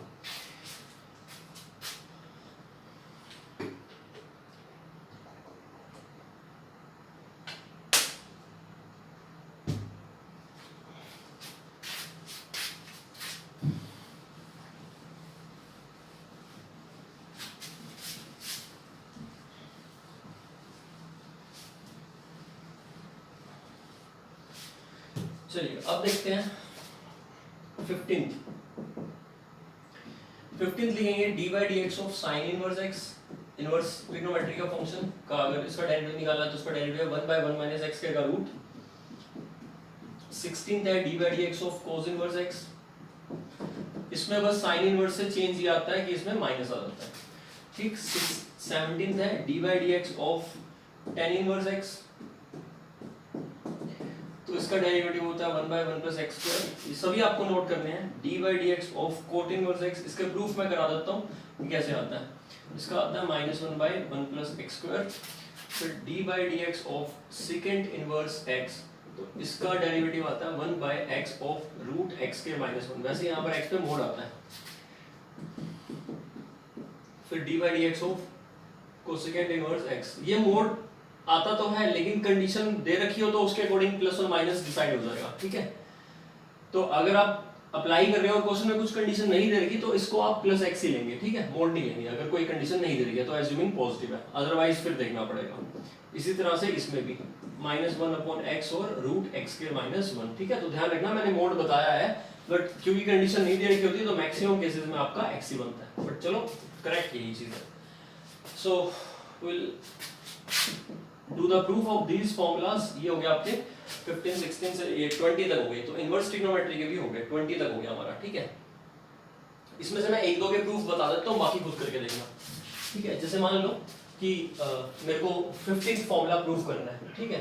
तो मेरे को क्या करना है, डेरिवेटिव निकालना है d/dx, किसका निकालना है, sin इनवर्स x का, ठीक है। इसका डेरिवेटिव मेरे को निकालना है, तो मैं क्या करता हूँ, let y = sin inverse x, ये तो हमारा दिया ही हुआ है, क्वेश्चन ही है y = sin इनवर्स x, इसका डेरिवेटिव निकालना है, तो उसको मैंने y मान लिया, कोई भी वेरिएबल मान लिया, ठीक है। ये डिपेंडेंट वेरिएबल है, इसके नाम से कोई फर्क नहीं पड़ता, बस इन टर्म्स ऑफ x एक फंक्शन है fx, उसको मैं y बोल रहा हूँ, ये fx बात तो एक ही है, ये है कौन, fx फंक्शन कौन है, sin inverse x, function sin inverse है, और y बोल रहा हूँ मैं। अब मुझे dy/dx निकालना है बेसिकली, तो मैं यहाँ से क्या करता हूँ, पहले वो तो निकाल नहीं सकता डायरेक्ट, मुझे पता ही नहीं है, लेकिन मुझे ये तो पता है कि sin y = x होगा, इन्वर्टेबल है, ठीक है, एज्यूमिंग डोमेन रेंज के अंदर है, यानी ये फॉर्मूला कब वैलिड होता है, जैसे आपको पता है यहाँ पर इसका डोमेन -1 से 1 होता है, तो यहाँ पर ये फॉर्मूला वैलिड है x -1 से लेकर 1 तक, लेकिन ना ओपन इंटरवल में है, क्योंकि ये 1 बाय अगर 1 -1 रखूंगा या -1 रखूंगा तो 1/0 नॉट डिफाइंड होगा, तो ये ओपन इंटरवल में है, ये ओपन इंटरवल इसका सबसेट होता है ना, तो ये फॉर्मूला इसमें वैलिड है, ये भी इसी में वैलिड है, इसके लिए ये रियल के लिए है, ये भी रियल के लिए है, लेकिन सेकंड और कोसेकेंट वाले उनकी रिस्पेक्टिव डोमेन में, ठीक है। और यहाँ ध्यान रखना है कि इंफिनिटी वगैरह ना बने, क्योंकि डेरिवेटिव नॉट डिफाइंड नहीं होता। तो ये आपका sin y = x हो गया। अब तो आप डेरिवेटिव निकाल सकते हो sin y = x, लेकिन अब विद रिस्पेक्ट टू क्या डिफरेंशिएट करोगे आप, हम y के रिस्पेक्ट में करते हैं डिफरेंशिएशन, तो डिफरेंशिएशन का मतलब तो पता है क्या प्रोसेस है ना, तो अब हम डिफरेंशिएट कर रहे हैं, तो differentiation differentiating both sides with respect to, मैं लिखा नहीं है, लिख लेना both sides with respect to y के रिस्पेक्ट में कर रहे हैं डिफरेंशिएशन। तो अब y के रिस्पेक्ट में कर रहे हैं x का, तो क्या निकलेगा dx/dy, y के रिस्पेक्ट में, जिसके रिस्पेक्ट में होता है वो डिवाइड में आता है, और जिसका डेरिवेटिव कर रहे हैं x का dx/dy, ठीक। और y का क्या निकलेगा cos y, बस बेसिकली y के रिस्पेक्ट में कर रहे थे तो sin x का cos x का, तो sin y का cos y आएगा, ठीक। तो ये आ गया। अब क्या यहाँ से मैं उसको रेसिप्रोकल कर सकता हूँ, यस इसका कर सकता हूँ मैं रेसिप्रोकल, इसका मैंने बताया था अलग अलग नहीं है, मतलब dx/dy तो है इसका मतलब, और उसको रेसिप्रोकल कर सकते हो dy/dx, और यहाँ से भी रेसिप्रोकल हो जाएगा, तो cos y का रेसिप्रोकल जो मैंने यहाँ से इसको ऊपर उसको नीचे किया, तो cos y/1 ऊपर cos y नीचे, तो 1/cos y क्या होता है, secant y होता है, तो मैं इसको लिख सकता हूँ secant y, तो dy/dx मेरा क्या निकल गया secant y, यही मुझे निकालना था, लेकिन अब secant y है ना, तो secant y को मैं 1/cos y लिख देता हूँ, ठीक है, और cos y को मैं लिख देता हूँ 1/1 - sin² y, और sin y को क्या लिखा था मैंने, sin y क्या था मेरा x, तो यहाँ पर जैसे ही x डालूंगा तो मेरा dy/dx क्या निकलेगा 1/1 - x² का रूट, तो हमने प्रूव कर लिया कि dy/dx ऑफ y कौन था यहाँ पर sin इनवर्स x, किसके इक्वल आया 1/1 - x। सिमिलरली आप बाकी सभी प्रूव कर सकते हो। एक और करके दिखा दूं क्या, कोट इनवर्स का करके दिखा देता हूँ, ये रिस्पेक्टिव डोमेन में होंगे, मैंने डोमेन लिखी नहीं है, आप खुद लिखना चाहो तो लिख सकते हैं, ठीक है। कोट इनवर्स का करके दिखा देता हूँ, तो dy/dx of cot inverse x, तो let y = cot inverse x, यहाँ से आपका कोट y = x, तो यहाँ से dx/dy = 1 सॉरी कोट का डेरिवेटिव क्या होता है भाई माइनस कोसेकेंट स्क्वायर y, ठीक है। कोसेकेंट स्क्वायर y को 1 बाय कोसेकेंट स्क्वायर y को पहले तो मैं इसको ऐसे लिखता हूँ dy/dx, रेसिप्रोकल यहाँ से मेरा बना -1 बाय में कोसेकेंट स्क्वायर y, रेसिप्रोकल करा बेसिकली, और कोसेकेंट स्क्वायर y को मैं लिख सकता हूँ 1 + कोट स्क्वायर y, और कोट स्क्वायर y, कोट की वैल्यू क्या थी x, तो बन गया -1/1 + x², तो यही हमें प्रूव करना है, ठीक। तो इस तरह से बाकी भी प्रूव करना, ये आपके 20 फॉर्मूलेज हो गए, ठीक है, 20 पॉइंट्स दिखा दिए मैंने आपको, 21st लिखेंगे अब, 21st से हम क्या लिख रहे हैं, नहीं बस कितने 20 पॉइंट लिख लिया ना, 20 पॉइंट्स लिख लिए हमने, तो ठीक है यहाँ तक। अब नेक्स्ट आर्टिकल, नेक्स्ट पॉइंट लिखेंगे इस चैप्टर के अंदर। नेक्स्ट जो पॉइंट है हमारे पास, रूल हो गए ये बेसिक 20 पॉइंट्स है, यानी कि इन्हीं 20 पॉइंट से पूरा डिफरेंशिएशन चलेगा, ठीक है, ये 20 पॉइंट से ही सारा डिफरेंशिएशन होने वाला है। अब नेक्स्ट जो हमारा आर्टिकल है वो है अलजेब्रा। पहला पॉइंट यही तो था हमारा, डिफरेंशिएशन ऑफ अलजेब्रिक फंक्शंस और different functions with using algebra of differentiation. Algebra of differentiation क्या होता है? बेसिकली डिफरेंशिएट करने के कुछ रूल्स होते हैं, term by term, product rule, quotient rule, whatever जो भी हमें फंक्शन दे रखा होगा वो फंक्शन एक कॉम्बिनेशन ही तो होगा प्लस माइनस प्रोडक्ट डिवीजन का। तो अब वो प्लस माइनस प्रोडक्ट डिवीजन में जो हमने अभी 20 रूल सीखे हैं वो रूल लगाने कैसे हैं वो हमें कौन बताता है? अलजेब्रा बताता है। तो basically it tells you how to differentiate, ठीक है। तो एक्चुअल डिफरेंशिएशन अब स्टार्ट हो रहा है हमारा, अलजेब्रा ऑफ डिफरेंशिएशन। डिफरेंशिएशन का अलजेब्रा मतलब डेरिवेटिव कैसे निकालते हैं उसका तरीका, ठीक है, अलजेब्रा ऑफ डिफरेंशिएशन, ठीक है। तो फर्स्ट रूल क्या है इसके अंदर? फर्स्ट रूल है D by d x of constant into any function, कोई भी inverse trigonometry whatever with a function, exponential, logarithm, inverse trigonometry, algebraic, whatever, c बाहर आएगा और आपने d by dx ऑफ क्या करना है? फंक्शन। देखो खाली कांस्टेंट था तो डेरिवेटिव हमने 0 लिखा था, लेकिन कांस्टेंट के साथ प्रोडक्ट में कोई फंक्शन आता है तो कांस्टेंट का कोई रोल नहीं होता, वो बाहर एज इट इज रहता है और अंदर डेरिवेटिव फंक्शन का होता है। लिमिट में भी सेम कांसेप्ट होता है। इसके बाद दूसरा d by dx ऑफ एक फंक्शन है f1x, दूसरा फंक्शन है f2x, तीसरा फंक्शन है f3x और ऐसे ना जाने पता नहीं कितने इनफाइनाइट फंक्शंस हैं fnx, ठीक है। और हमें इनका डेरिवेटिव निकालना है। तो हमारा रूल क्या कहता है कि टर्म बाय टर्म, इसको बोलते हैं टर्म बाय टर्म डिफरेंशिएट करना, term by term differentiation. So what will do, we will take separately functions and then add them after derivative, ठीक है। So derivative of sum of the function is the sum of their derivatives, individual derivatives. So d by dx of f3x और and so on, कहां तक चलेगा? d by dx of fnx, ठीक है। तो ये आपने क्या करना है, अलग अलग फंक्शंस है तो उनका डेरिवेटिव सेपरेट हो जाता है। लिमिट में भी ये रूल होता है। अच्छा अगर प्लस की जगह माइनस हो, प्लस माइनस, तो प्लस माइनस में भी बस जहां प्लस है प्लस माइनस है तो माइनस, कहीं प्लस होगा कहीं माइनस, व्हाटएवर कुछ भी होगा तो ये रूल लग जाएगा, ठीक है। थर्ड रूल देखते हैं। Third rule is very very very important, इसको बोलते हैं product rule. u into v, जरूरी नहीं आपने u into v में लिखना है, बेसिकली आप fx और gx में भी लिख सकते हो, ठीक है। लेकिन इससे कंपल्सन हो जाता है कि ये फंक्शन है ना ये x के होंगे, पर ये बात जरूरी नहीं है कि ये दोनों फंक्शन x के हो, कोई फंक्शन y का भी हो सकता है, तब भी यही रूल लगेगा। तो इसलिए मैं इसको u into v लिख देता हूँ, जहां पर मेरा फंक्शन u और v कोई भी x y का मिक्स फंक्शन भी हो सकता है, तो उसमें फिर प्रोडक्ट रूल लगेगा, ठीक है। u and v are any two functions, ठीक है। तो d by dx ऑफ u into v, तो क्या करेंगे u y v का डेरिवेटिव dv by dx फिर v और डेरिवेटिव ऑफ u। आपको ये नहीं पता ये रूल कहां से आता है कैसे आता है, तो डेफिनेशन से आता है ये रूल, ठीक है। डेफिनेशन मैंने बताई थी ना, उससे आप इसको प्रूव कर सकते हो। 11th में मैंने प्रूव किया हुआ है। d by dx of u into v is u, v का डेरिवेटिव v, u का डेरिवेटिव आगे पीछे लिख सकते हो क्योंकि प्लस है। फिर इसको क्या रूल बोलते हैं? Product rule. ये रूल कब लगता है, कैसे पता लगेगा? भाई एक सिंपल सी बात है, अगर मेरे पास ये लिखा है x, मेरे पास लिखा है x sin x और ये y है, तो मैं इसका डेरिवेटिव निकालता हूँ dy by dx। अब ये नहीं कि पागलों की तरह तुमने इसका भी डेरिवेटिव कर दिया, इसका भी डेरिवेटिव कर दिया बीच में, ये गलत है टोटली। क्योंकि आप डेरिवेटिव करते टाइम ध्यान से देखो, ये x है ये sin x है, अलग अलग फंक्शन है, तो ऐसे थोड़ा ना है कि x का भी डेरिवेटिव करना है sin का भी, तो आपको कौन सा रूल लगाना पड़ेगा? देखो u into v रूल। तो आप कैसे करोगे इसका? x into sin x का x एज इट इज होगा, डेरिवेटिव करेंगे sin का cos x, फिर plus sin x as it is होगा और x का डेरिवेटिव 1। ये इसका प्रोडक्ट रूल से, u into v रूल से डेरिवेटिव होगा। एक टाइम पर एक ही डेरिवेटिव होता है, बहुत सारे डेरिवेटिव नहीं होते, ठीक है। वो फिर प्रोडक्ट रूल में चला जाता है, तो इजीली आपको आइडेंटिफाई हो जाएगा जब दो फंक्शंस प्रोडक्ट में हो और उनकी मल्टीप्लिकेशन ना पॉसिबल हो तो प्रोडक्ट रूल लगता है, ठीक है। अब जैसे कोई ये कहे कि x क्यूब है, मैं इसको भी तो दो फंक्शन में एक्सप्रेस कर सकता हूँ, x into x स्क्वायर, हाँ कर सकते हो।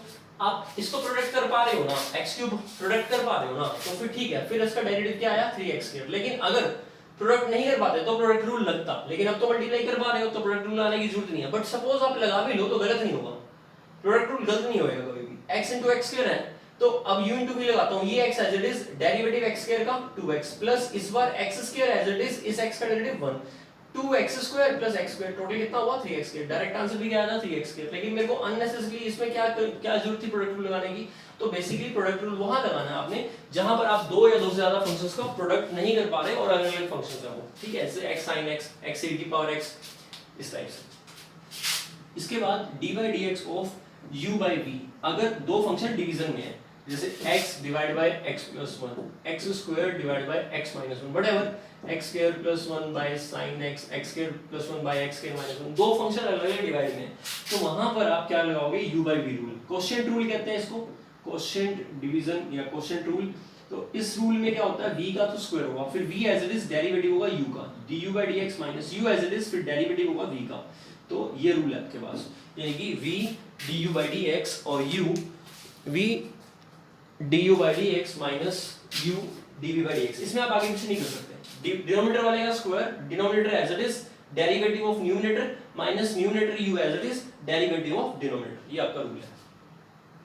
एक ना थर्ड पॉइंट का कोरोलरी होता है, अगर तीन आ जाए तो क्या करोगे, हैशटैग हम इसको एक्स्ट्रा में एक कोरोलरी होता है UVW, या इससे भी ज्यादा हो सकते हैं, UVW XYZ, कितने भी फंक्शंस हो सकते हैं, ठीक है, n फंक्शंस भी हो सकते हैं, मैं तीन में बता रहा हूँ। UVW होगा तो एक्सटेंड कैसे होता है, तो ये रूल बनता है UV dW by dx, एक टाइम पर एक डेरिवेटिव करते हैं दो एज इट इज, एक बार W का करा, एक बार U का करो, कैसे भी आगे पीछे लिख लो, अब रहेगा कौन, V और W, और फिर dV by dx, और कौन बचा, u और w, तो एक बार u का, एक बार v का, एक बार w का, बाकी दोनों एज इट इज।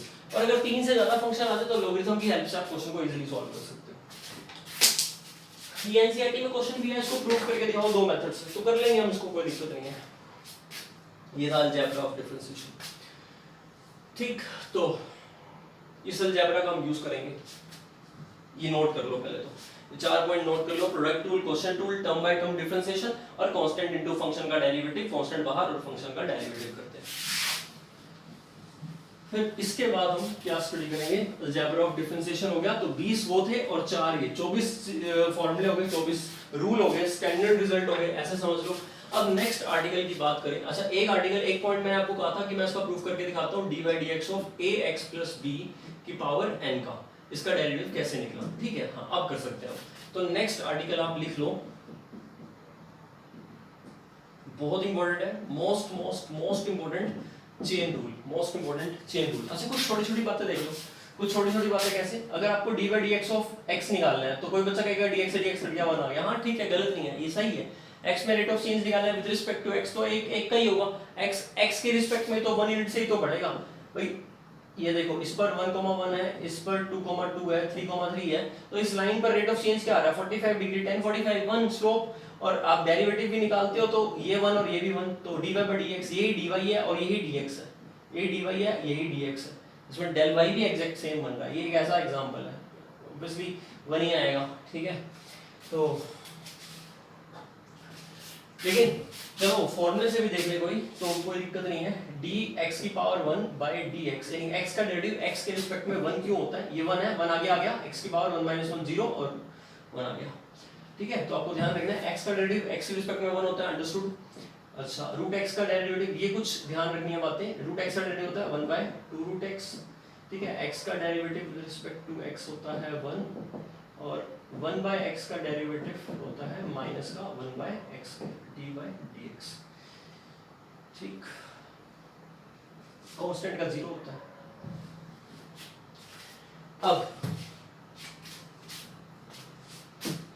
अब इसका डेरिवेटिव निकालना है, तो अब तक मैंने इसका डेरिवेटिव आपको सिखाया नहीं था, वो फोर्थ पॉइंट लिखवाया था, बट ये जो स्टैंडर्ड रिजल्ट है, ये हमारा स्टैंडर्ड रिजल्ट सिंपली नहीं आता, इसमें जो कांसेप्ट अप्लाई होता है वो चेन रूल होता है। तो अब हम सीख रहे हैं हाउ टू यूज और apply the chain rule of differentiation. Chain rule कैसे अप्लाई करते हैं, चेन रूल है क्या, देखो मैं यहाँ पर लेट कर लेता हूँ, जिसका मुझे डेरिवेटिव निकालना है ना, उसको पहले तो फंक्शन लेट कर लेते हैं, let y of the function x की टर्म्स में, तो yx या y लिख लो, एक ही बात है, ठीक है, yx is equal to ax plus b की पावर n। परहैप्स ऐसा हुआ होगा कि लोगों को, देखो ये y, फिर ये ब्रैकेट, फिर x, फिर ये ब्रैकेट, ये सब लिखने की जगह अगर मैं खाली y equal to ax plus b की पावर n लिखता हूँ तो ये ज्यादा कन्वीनियंट है मेरे पास। यहाँ पर ये टाइपिंग में 3 लेटर तो नहीं लिखने पड़ेगा ना, तो ये और ज्यादा इजी नोटेशन है, अंडरस्टूड करो, इसका मतलब यही होता है। और ये ना लिखूं या मैं fx लिखूं तो उसका मतलब भी एक ही चीज है, तो y is equal to ax plus b की पावर n, ठीक है, ये मैंने लेट कर दिया। अब मुझे क्या करना है, d by dx, मुझे क्या करना है, d by dx, इसके साथ अप्लाई करके बस आंसर तो ढूंढना है, y तो है ही और y यही है, तो मुझे d by dx of this, यही वैल्यू तो ढूंढनी है, मतलब मैं क्या करना चाहता हूँ, d by dx दोनों साइड लगाना चाहता हूँ, ठीक है, और मैं इसका आंसर निकालना चाहता हूँ, ठीक है, लेकिन डायरेक्ट डिफरेंशिएशन नहीं होगा इसका, तो y को मैंने पहले तो एक फंक्शन मान लिया, y is equal to this, ठीक है। अब मेरे पास रूल, अब तक जो रूल है उस रूल के बेस पर मैं यहाँ पर एक चीज ऑब्जर्व कर रहा हूँ, ठीक है, and say ax plus b equal to z, कोई भी अनदर वेरिएबल ले लिया, t ले लो, ठीक है, कुछ भी ले लो नया variable t, and say ax plus b is equal to t। तो therefore y क्या बना, y बना t की पावर n, y क्या बना, t की पावर n, ठीक है।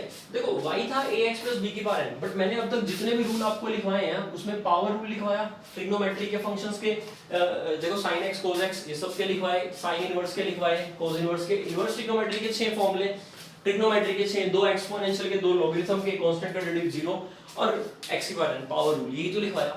पावर रूल हर एक जो फंक्शन है उन सब पे लग जाएगा, ठीक है, आपको लगाना आना चाहिए, पर बेसिकली इनके अलावा कुछ नहीं लिखवाया। तो जितने अब तक मेरी जितनी भी अब तक मेरी नॉलेज है उस नॉलेज में मैंने ऐसा कोई फंक्शन नहीं देखा जिसका मैं डेरिवेटिव निकाल सकता हूँ इस टाइप का, ax plus b की पावर n का। क्यों नहीं निकाल सकता, क्योंकि मेरे को ax plus b से मतलब है, ये ax plus b नहीं आता मेरे को इसका, तो मैं इस ax plus b को ही क्या लेट कर लेता हूँ t, जैसे ही लेट करूंगा तो y क्या बनेगा, t की पावर n। अब मुझे इसका डेरिवेटिव आता है क्योंकि ये पावर रूल की तरह हो गया, वेरिएबल टू पावर कांस्टेंट।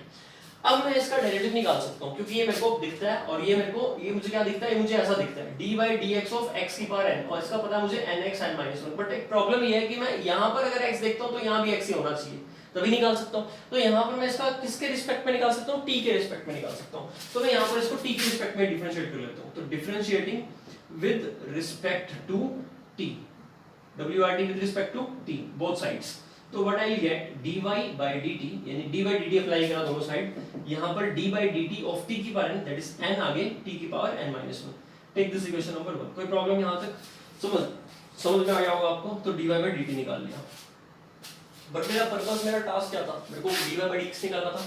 तो अब क्या करते हैं, देखो मेरे को निकालना था dy by dx निकालना था। अब मैंने अब तक dy के साथ क्या निकाल रखा है, मैंने dy by dt, ये मैंने निकाल रखा है। अगर मेरे को ये निकालना है और मैंने ये निकाल रखा है, मान लो मेरे पास है 12 और मेरे पास लिखा है 3, तो यहाँ पर मैं ढूंढ रहा हूँ क्या आएगा। तो ऑब्वियस बात है कि आप इसको इससे डिवाइड करो तो आपको पता लग जाएगा कि ये कब इक्वेट होंगे, 3 4 12, तो आपको 4 ही मिलेगा। अब यानी कि आप यहाँ से अगर डिवाइड करते हो तो आपको पता लग जाएगा कि आपको यहाँ पर किससे मल्टीप्लाई करना चाहिए, सो दैट इन दोनों का प्रोडक्ट इसके इक्वल आ जाए। तो जब इसको आप डिवाइड में लेकर आओगे तो dy से di कटेगा और क्या बचेगा, dt ऊपर चला जाएगा। इसका मतलब आपको क्या चाहिए होगा, dt बाय में dx। तो यहां से dt से dt कटा, dy by dx आ गया, ठीक है, क्योंकि मैं बता चुका हूं dy और dt का मतलब सेपरेट डिवीजन है, इसी तरह से dt और dx का मतलब सेपरेट डिवीजन है। ये सिंबल्स जो है ना, dy it is differential of y, change in y, approx change in y।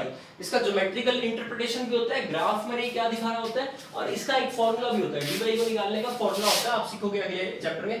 dy by dx is equal to f dash into del x, ये एरर या चेंज इन y कहा जाता है, ठीक है, अप्रोक्स चेंज इन y, ये आप अगले चैप्टर में सीखोगे।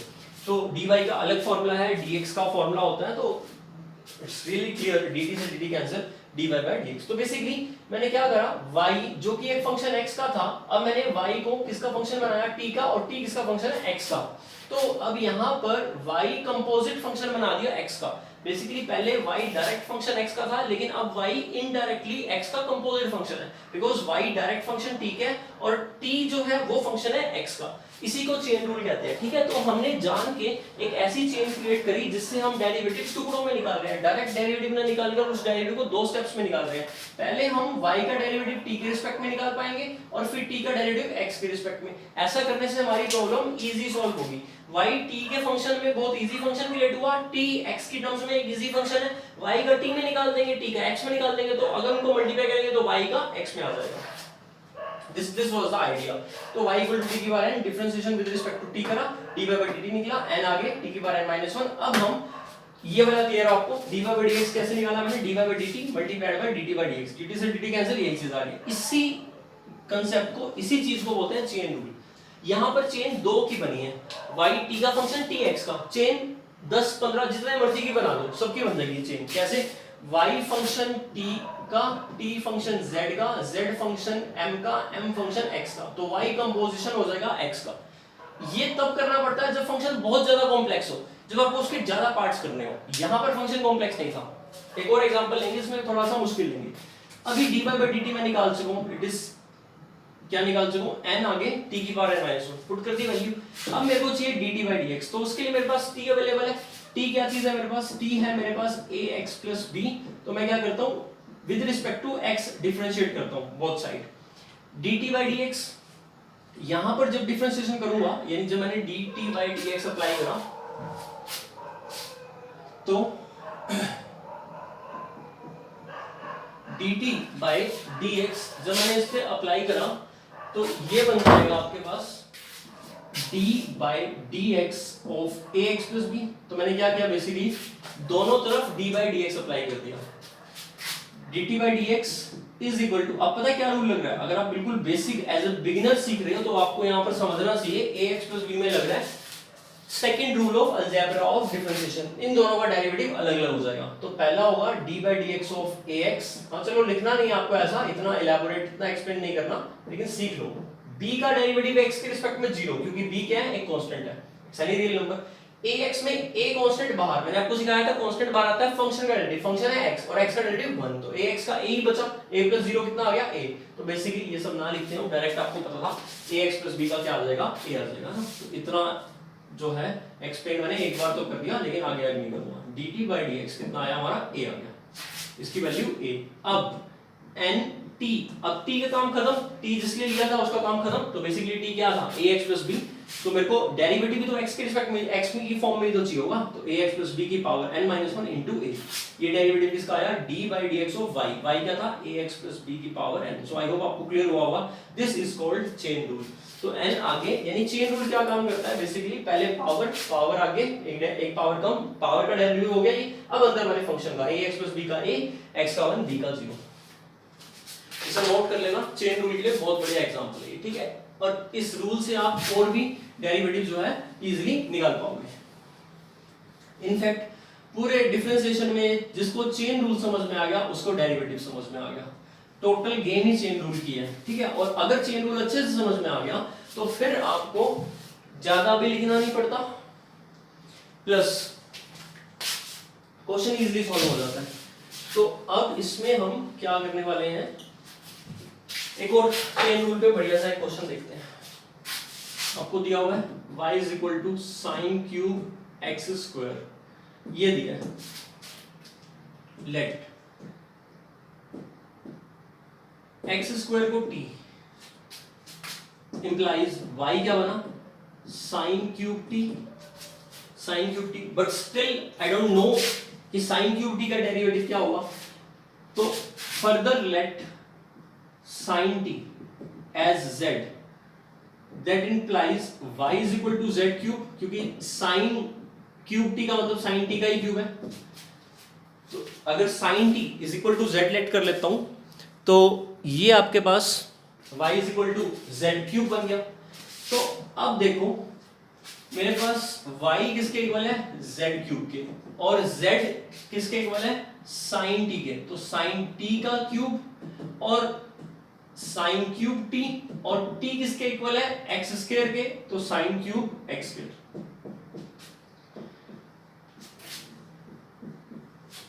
मैंने फंक्शन को कितने पार्ट्स में ब्रेक किया, दो में। मैंने y को in terms of function of z बनाया, फंक्शन ऑफ z को फाई फंक्शन ऑफ t बनाया, फंक्शन ऑफ t को मैंने फाइनली, यहां पर g यूज कर लेता हूं, फाइनली फंक्शन ऑफ x बनाया। तो y जो फंक्शन ऑफ x था, fx था, उसके दो चेन बना दी। और अब मेरे को y का z के रिस्पेक्ट में करना है, z का t के रिस्पेक्ट में करना है, t को x के रिस्पेक्ट में करना है।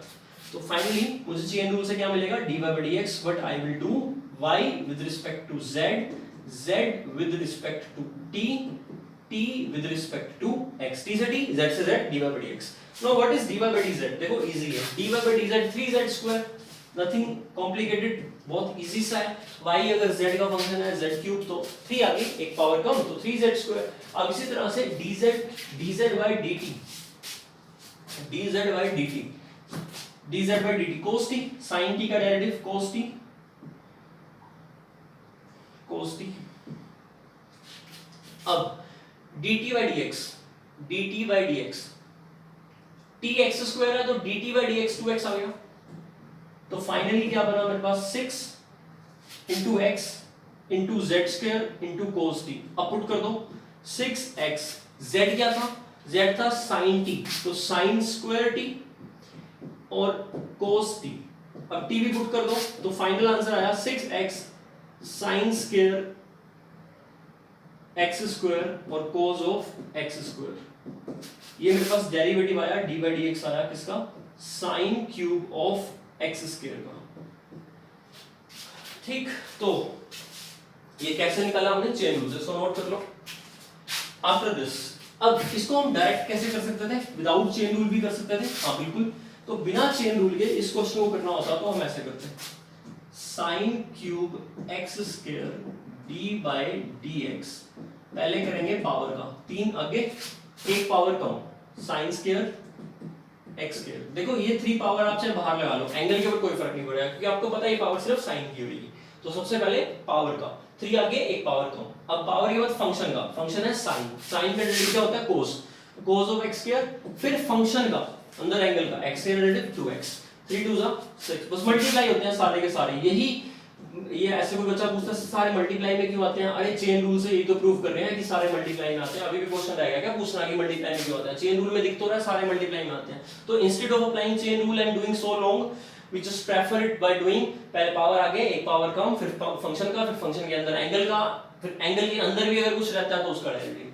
तो इस तरह से आप एक ही बार में आंसर निकाल सकते हैं। ठीक, हाँ लेकिन थोड़ा सा इसको अच्छे से लिखना हो तो जस्ट मैंने 3 आगे किया sin स्क्वायर x स्क्वायर, अब फंक्शन का डेरिवेटिव लेना तो भी लिख लो d by dx of sin x square, क्योंकि अभी तक आपने इसका डेरिवेटिव नहीं लिया तो वहां पर स्टॉप कर लो। इससे आपके 2 स्टेप, एक स्टेप एक्स्ट्रा या 2 स्टेप एक्स्ट्रा होंगे और प्रेजेंटेशन इफेक्टिव हो जाएगी, प्रेजेंटेशन आपकी जो है बेटर होगी instead of writing in one go. तो ऑब्जेक्टिव हो गया, तो थोड़ा सा आपको एक्सप्लेन करना है इसका cos x स्क्वायर। अब आप लिख लो थोड़ा सा कि d बाई dx ऑफ अभी x स्क्वायर, जिसका डेरिवेटिव नहीं लिया अभी तक होल्ड करके रखा हुआ है d बाई dx, जैसे डेरिवेटिव लिया उसको हटाओ 2x लिख दो, मल्टीप्लाई करो, सेम आंसर आ जाएगा। तो आई होप आपको चेन रूल समझ में आया होगा। जैसे अब एक और क्वेश्चन देखते हैं, y is equal to 3w plus 1, w is equal to 5v square plus 1 and v is equal to 3x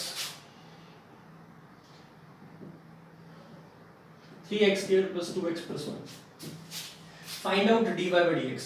अब dy by dx निकालना है, अब y फंक्शन w का है, w फंक्शन v का है, v फंक्शन x का, तो आप क्या करोगे, ये निकालने के लिए y का w में निकाल लोगे, w का, या तो एक काम ऐसे कर सकते हो, v की वैल्यू जो है यहाँ पुट करो, उसका whole square, a + b + c का होल स्क्वायर आपको आता है फॉर्मूले से, उसको 5 से मल्टीप्लाई करके 1 ऐड करके w की value in terms of x आएगी, फिर w को यहाँ पुट करो, उसको 3 से मल्टीप्लाई करो, 1 ऐड करो, y directly in terms of x आ जाएगा, अलजेब्रिक, फिर उसका डेरिवेटिव निकाल लो। वो डेरिवेटिव डायरेक्ट, वो डेरिवेटिव जो आंसर आएगा वही डेरिवेटिव यहां से भी आएगा चेन रूल से, तो ये जल्दी हो जाएगा, dw by dv और फिर dv by dx। ठीक, तो यहां से dy by dw क्या निकला, 3, w का 1 और 1 का 0, इसका क्या आया 10v क्योंकि विद रिस्पेक्ट टू v है, और इसका क्या आया dv by dx आपका आ गया 6x + 2। अब क्या करना है, ये तो ठीक है, v की value in terms of x यहां पुट कर लो और फिर मल्टीप्लाई कर लो, या ब्रैकेट में यही आंसर छोड़ दो, इतना ही सिंपलेस्ट फॉर्म में ही है बेसिकली। ठीक है, तो ये भी एक चेन रूल का एक एग्जांपल था। तो इस टाइप से आप जैसे एक और देखते हैं, cos inverse 1 - x by 1 + x का रूट स्क्वायर log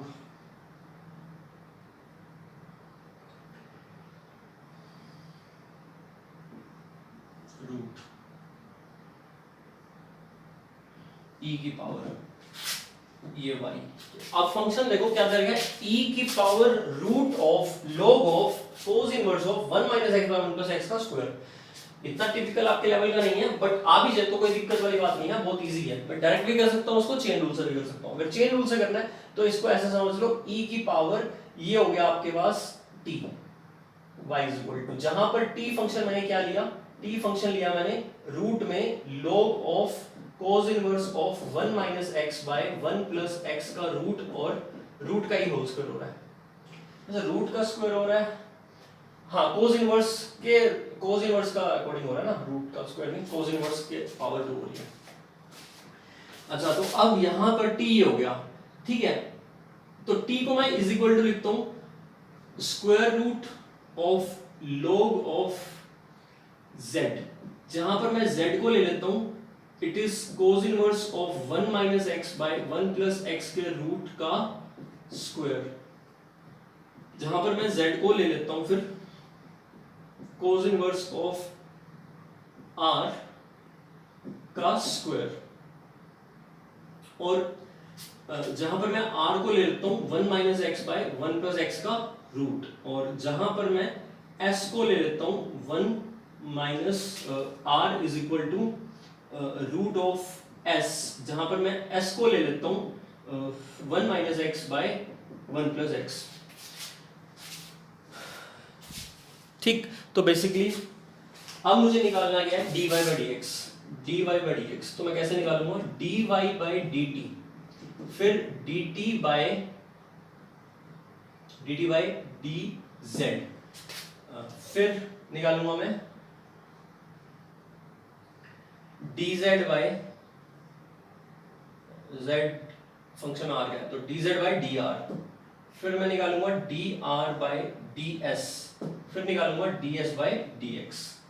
ठीक है, तो dy बाई dt तो e की पावर t का e की पावर t आएगा, dt बाई dz क्या आएगा, इसका मतलब पावर यहां पर 1/2 है, तो जब dt निकालोगे तो 1/2 आगे, और रूट x का डेरिवेटिव बताया था मैंने आपको, log ऑफ z का रूट और log z का 1/z, ये आ गया, ये z है 1/z, 2 नहीं है, ये z है, ये 2 है, फिर dz बाई dr 2 आगे cos इनवर्स r, और cos इनवर्स r का डेरिवेटिव 1/1 माइनस r स्क्वायर, नहीं तो और भी चेन बनेंगे, अगर आप और इसको भी अगर स्क्वायर को पहले फिर उसको अंदर करना चाहते हो तो इससे डबल चेन बन जाएंगे, अब ये मिनिमम बनाई है, फिर r का, इसमें r का रूट s तो 1/2 रूट s, फिर s का इसका u अपॉन v लगाकर ये निकलेगा 1 प्लस x का स्क्वायर, 1 प्लस x का होल स्क्वायर, 1 प्लस तो 2 डिवाइडेड बाय 1 प्लस x का होल स्क्वायर, मैंने u बाय v रूल लगाकर डेरिवेटिव निकाल दिया, और 2 से ये 2 कैंसिल, ये 2 से ये 2 कैंसिल, बस आ गया आंसर। यहाँ पर अब r को क्या लिया हुआ है पुट कर दो, s को क्या अल्टीमेटली सब इन टर्म्स ऑफ x आ जाएगा, ये फाइनली इसका प्रोडक्ट करके आंसर बनेगा, और डायरेक्ट करने को डायरेक्ट भी कर सकते थे, e की पावर x का e की पावर x, फिर रूट का 1/2 आगे एक पावर कम, फिर log का डेरिवेटिव 1/that, फिर अंदर वाले एंगल का cos इनवर्स का, फिर इस तरह से। ठीक, power function angle inside product, ये सब तो एक्सट्रीम लेवल पर था ये, इससे ज्यादा डिफिकल्ट क्या होगा, तो चेन रूल आई होप यहाँ पे समझ में आ गया होगा।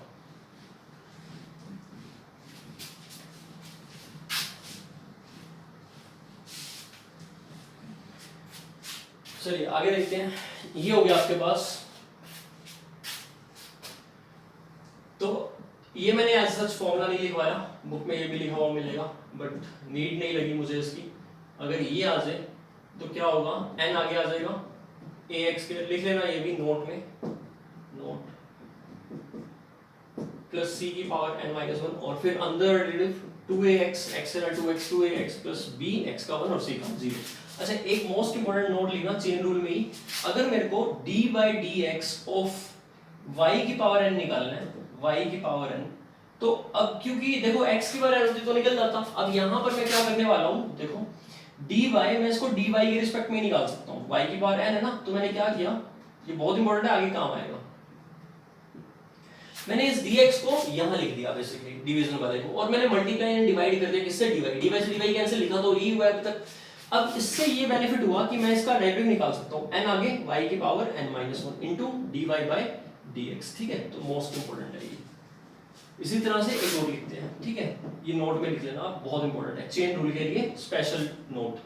फिर एक और नोट लिखेंगे हम, अब तक जितने भी बताया मैंने उनमें sin x cos x ऐसे, लेकिन अगर sin के साथ fx आ जाए और डेरिवेटिव करना हो आपको तो चेन रूल लगेगा, इसको fx को z मानो ना, अपने आप समझ में आ जाएगा, sin का डेरिवेटिव cos fx और फिर f का डेरिवेटिव f dash x, ये सबके लिए होगा, एक के लिए नहीं, cos fx का माइनस sin fx और fx का f dash x सबके लिए, जैसे log का था, एक्सपोनेंशियल का e की पावर fx का डेरिवेटिव निकालना हो d by dx, तो कैसे बनेगा, e की पावर fx का e की पावर fx और फिर fx का f dash x, ये भी नोट कर लेना, एंड या लिख लेना सिमिलरली फॉर अदर्स, लोगरिथम है, यानी जितने भी 20 फॉर्मूले लिखवाए थे उन 20 फॉर्मूलों में जहां पर x था, अगर मैं उसको fx से रिप्लेस करूंगा तो f dash x आ जाएगा। कहने का मतलब ये है कि अगर आपने 10x का डेरिवेटिव सीखा था और आपने सीखा था कि इसका डेरिवेटिव होता है सेकंड स्क्वायर x, तो गलत, आपने ये सीखा था सेकंड स्क्वायर x into 1, वो 1 दिखा नहीं था आपको, इस अंदर वाले x का डेरिवेटिव 1 होता है तो प्रोडक्ट में 1 अंडरस्टूड होता है। लेकिन अगर ये 10x में x की जगह fx दिख जाए आपको,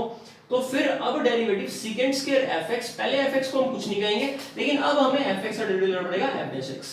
ठीक, तो सब फंक्शंस के साथ अगर हमारे पास चेन रूल में x की जगह कोई दूसरा फंक्शन रिप्लेस हो जाए fx, तो हमें क्या करना होगा, फंक्शन के डेरिवेटिव के साथ f'(x) भी लेना होगा। तो this was the chain rule. चलिए आज के लेक्चर को हम यहीं पर खत्म करते हैं, नेक्स्ट लेक्चर में हम एक्सरसाइज स्टार्ट करेंगे।